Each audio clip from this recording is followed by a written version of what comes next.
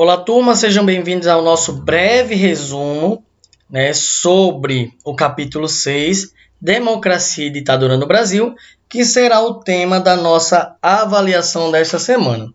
Então, quero lembrar aqui que essa vai ser uma breve revisão, onde eu vou passar pelos principais pontos que a gente deve saber para fazer uma boa prova, tá?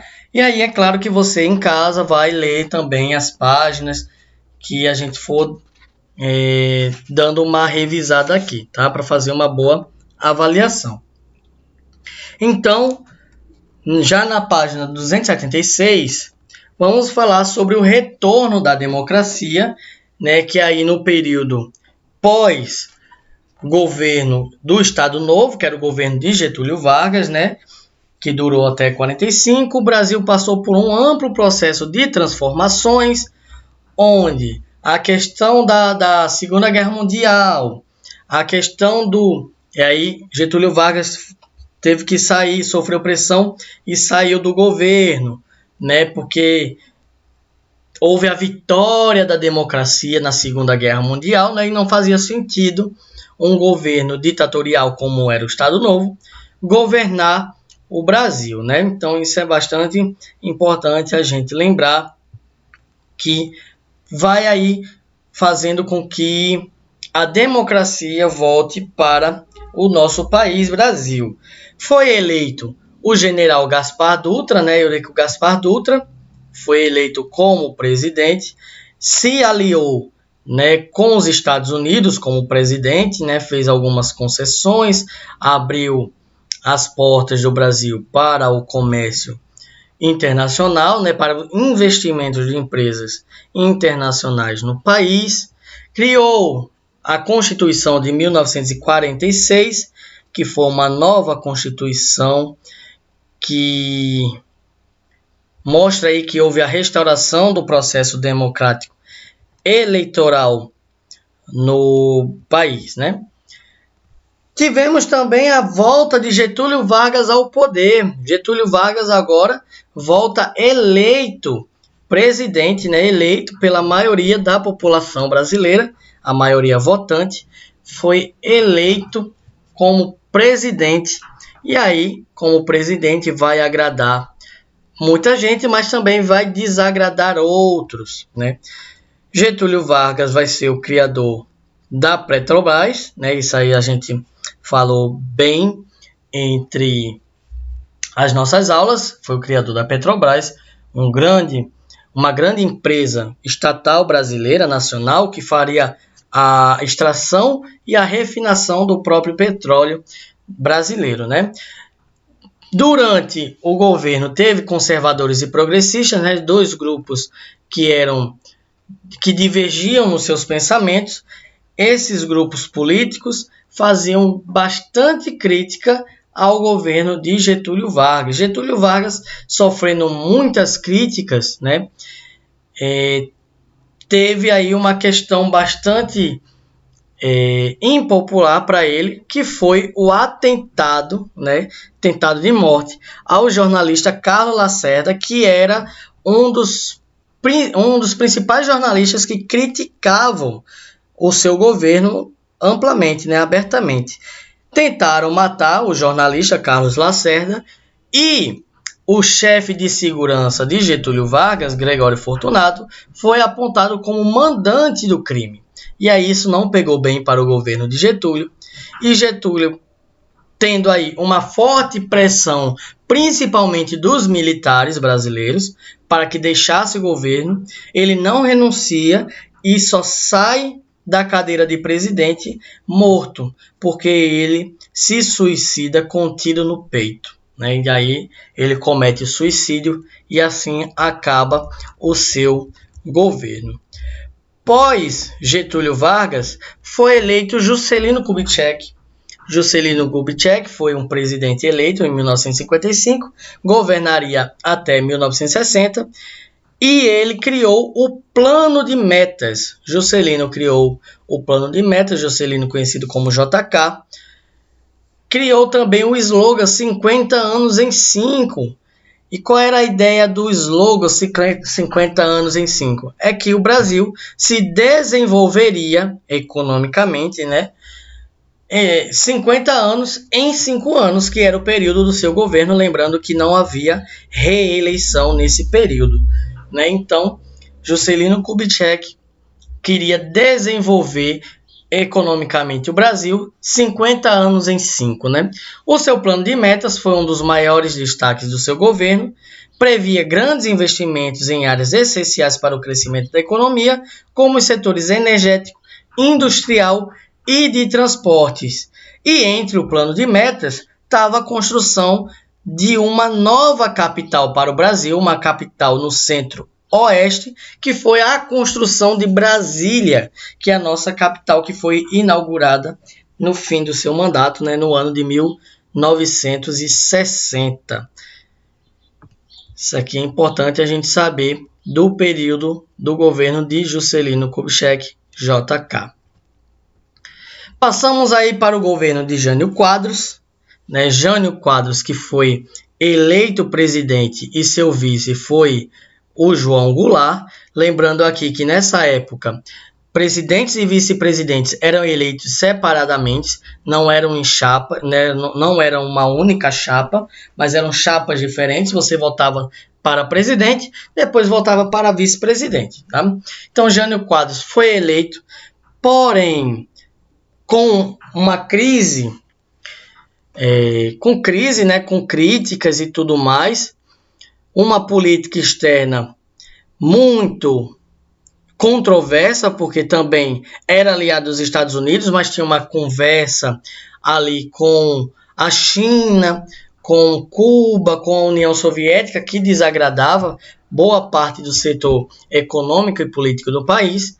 Então, sofrendo várias críticas, Jânio Quadros decide renunciar, pensando que, quando renunciasse, a população não ia querer João Goulart como presidente, porque João Goulart era mais aliado, aparentemente, à esquerda, aos países comunistas.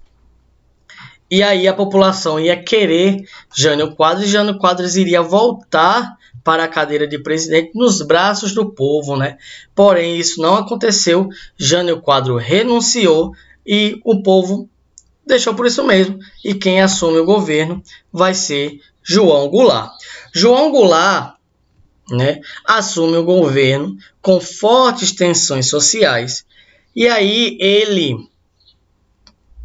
batia na tecla das reformas de base, que era importante para o Brasil ter uma reforma de base, né? O que eram as reformas de base? As reformas de base incluíam um conjunto de iniciativas de grande impacto, como a reforma agrária e a reforma urbana, que tinham o objetivo de doar lotes nas cidades para famílias pobres construírem suas moradias. As reformas de base incluíam também a concessão do direito de voto aos analfabetos e as patentes subalternas das Forças Armadas. Além disso, na economia, previa medidas de cunho nacionalista, como a estatização de diversas empresas e a regulamentação das remessas de lucro de empresas estrangeiras para o exterior. Então, João Goulart batia firme nas reformas de base, só que isso não foi muito bem visto, né, por parte da população brasileira, pelos setores militares que acreditavam que João Goulart queria transformar o Brasil num país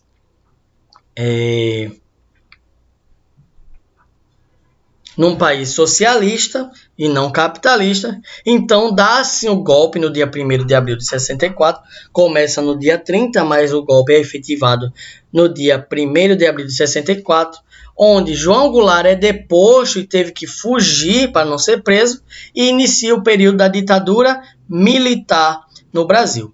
A ditadura militar no Brasil inicia em 1964, acaba em 1985, ou seja, 21 anos de ditadura.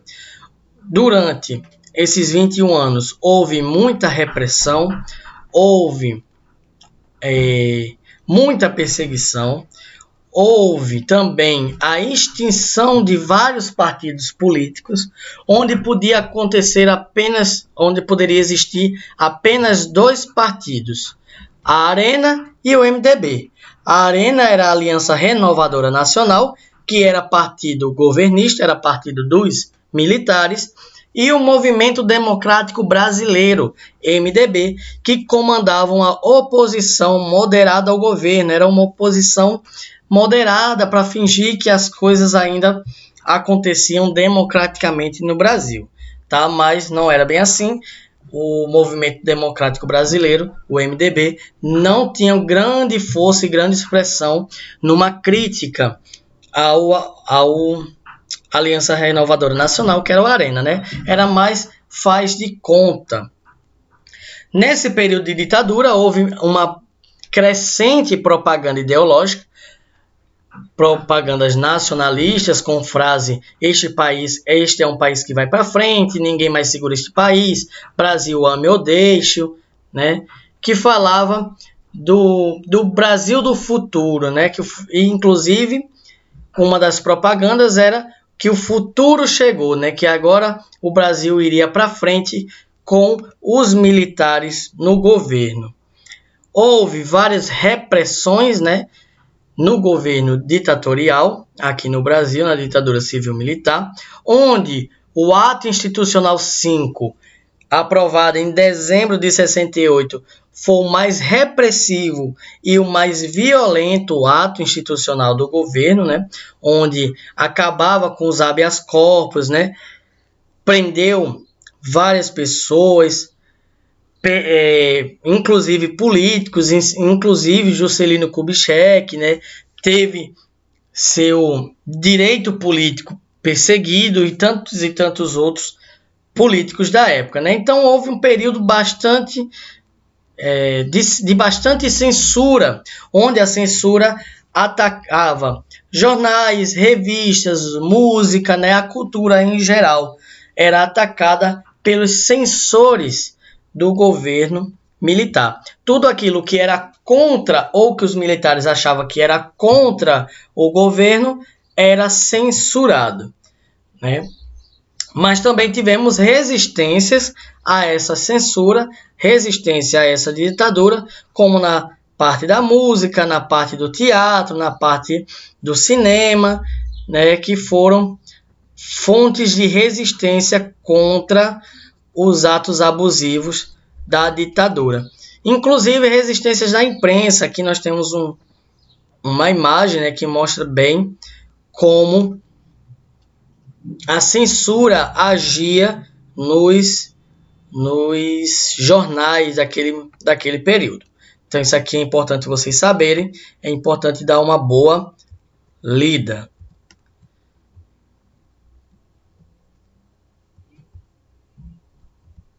Daí a gente pode dar um pulo para a página 304, onde vamos falar um pouco sobre o crescimento e a crise econômica, onde o Brasil, durante alguns anos, né, passou pelo chamado milagre econômico, que dura de 68 a 73, que é um período de bastante crescimento e bastante enriquecimento, né, para um pequeno setor da sociedade brasileira, que eram os empresários, os grandes empresários, que teve um momento aí de grande abertura econômica, teve aí um enriquecimento, mas esse enriquecimento foi graças aos baixos salários, o congelamento de salários naquele período, onde a população também diminuiu o custo da produção, né? A população diminuiu o custo da produção, não. O custo de consumo, né? Consumiu menos, mas aí alguns empresários conseguiram mais capitais estrangeiros e conseguiram, assim, aumentar os seus lucros. Esse período é o chamado milagre econômico. É bom vocês darem uma lida aqui nessa página 304. Na página 306, né, vamos falar sobre o processo de abertura política, que começa com o Geisel, né, o quarto presidente da ditadura civil-militar, o Ernesto Geisel, que disse que ia ter uma abertura política lenta, gradual e segura. Só que uma das coisas que atrapalha é que nem todos os militares queriam uma abertura política, né? De volta à democracia, né? Então, muitos casos de abuso aconteceram em todo o país e 2 casos particularmente atrapalharam essa reabertura política, porque era uma reabertura política de vai e vem, né? 2 passos para frente e 1 para trás. Porque esses militares, conhecidos como linha dura, que eram aqueles militares que não queriam essa reabertura política, atacaram várias pessoas, inclusive, né, o sindicalista Manuel Fiel Filho e Vladimir Herzog. Ambos foram assassinados dentro do DOI-CODE, lá em São Paulo, que era o Centro de Operações de Defesa Interna, que essas pessoas foram assassinadas. Um era um jornalista, o outro era um metalúrgico. Foram assassinados e dito que foi suicídio, mas a gente viu nas aulas, vocês lembram que não foi suicídio, eles foram assassinados pelos militares, né? O caso Herzog, Vladimir Herzog, teve uma grande repercussão, fazendo com que houvesse muitas críticas por parte da população para com o governo militar.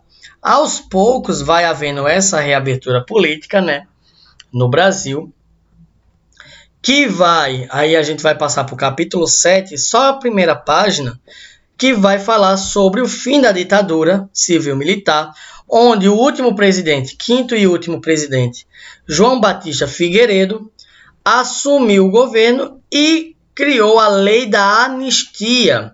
A Lei da Anistia foi o ato do governo que declara impuníveis, né, delitos praticados por motivos políticos ou penais, ou seja, anulou todas as condenações e suspendendo penas, né? Ou seja, aqueles perseguidos políticos pela ditadura tiveram os seus crimes, né, digamos assim, absolvidos, e até os torturadores também tiveram seus crimes absolvidos, né? Foi a Lei de Anistia que ajudou também que muitos brasileiros que estavam exilados no país tivessem possibilidade de voltar, né, como os músicos, né, Geraldo Vandré, Paulo Freire, que era um educador, e Milton Santos, que era um geógrafo, né, importantes figuras brasileiras que estavam exilados no país. Né, foi com Figueiredo que também acabou o bipartidarismo, né, aqueles 2 partidos, e ampliou o número de partidos no Brasil naquela época, naquele período, né? Então, isso é importante a gente saber também. Então, é só essa página, na página 306, que é importante vocês estudarem também. Então, estudem, deem uma boa lida, e aí vocês farão uma prova bem tranquila. Tchau, tchau.